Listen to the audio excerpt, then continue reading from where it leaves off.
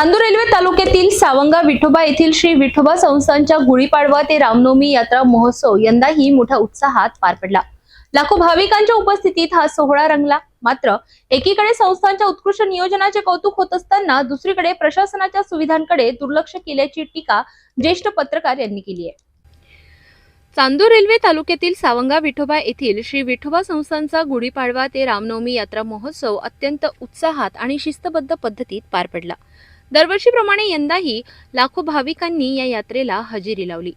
महाराष्ट्रासह इतर राज्यातूनही 4 ते 5 लाख भाविक दर्शनासाठी दाखल झाले होते। या यशस्वी आयोजनाचे श्रेय संस्थानच्या विश्वस्त मंडळाच्या नियोजनाला दिले जात असताना भाविकांसाठी आवश्यक असलेल्या मूलभूत सुविधांचा अभाव स्पष्टपणे जाणवत असल्याची खंत ज्येष्ठ पत्रकार प्रभाकर भगोले यांनी व्यक्त केली।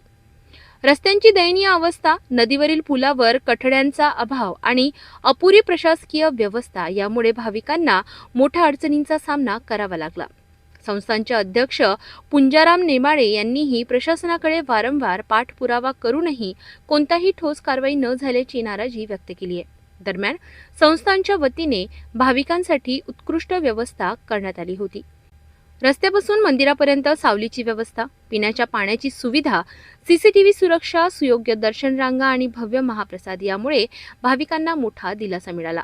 या यात्रेनिमित्त सेवा देणाऱ्या स्वयंसेवकांचा आणि देवबहिणींचा सन्मान करण्यात आला।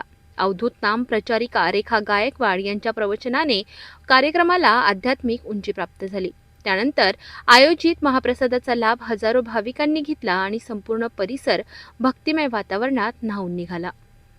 चराचरात वास करणारी अवधूत शक्ती, अखिल विश्वाचे चालक मालक, निर्गुण निराकार निरंजन, आदिपुरुष आदिबहिष,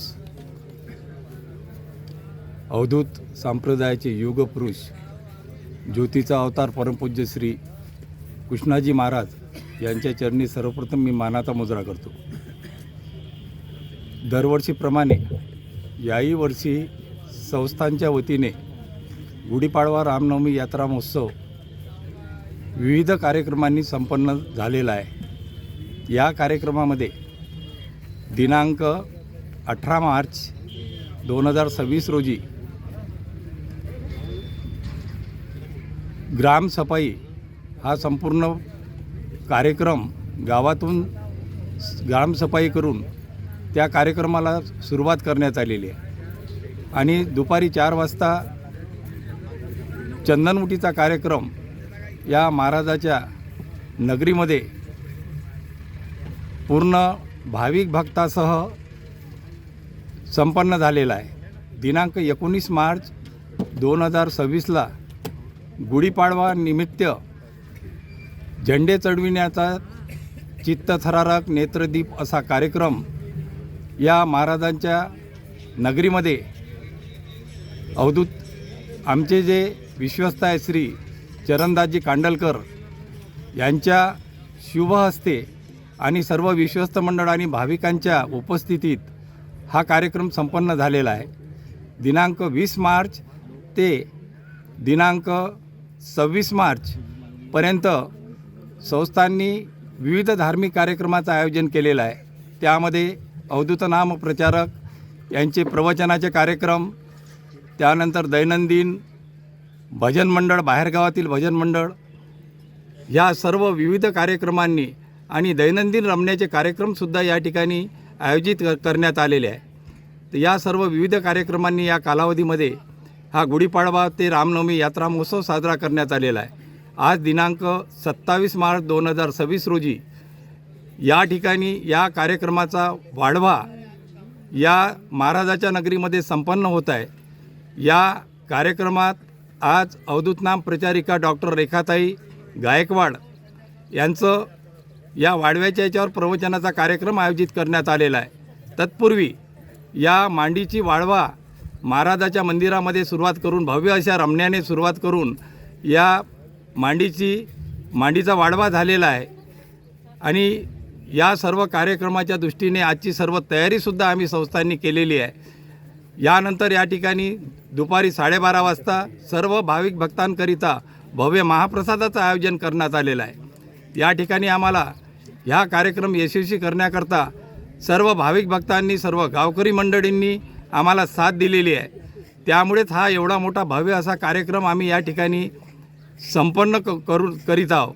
खरोखर या एवढा मोठा महाराष्ट्रामध्ये प्रसिद्ध असं संस्थान आहे की या संस्थानाला लाखो भाविक भक्तगण महाराष्ट्र नाही महाराष्ट्राच्या बाहेरूनसुद्धा या संस्थानाला जुळलेले आहेत. आणि सर्वात महत्त्वाची गोष्ट की आपल्या विदर्भामध्ये सर्वात मोठी यात्रा म्हणून ही सावंगा विठोबा यात्रा प्रसिद्ध आहे. आणि याला कापुराची यात्रासुद्धा म्हणतात, कारण या ठिकाणी सर्वत्र कापूर जास्तीत प्रमाणात जळतो, म्हणून त्याला कापुराची यात्रासुद्धा म्हणतात.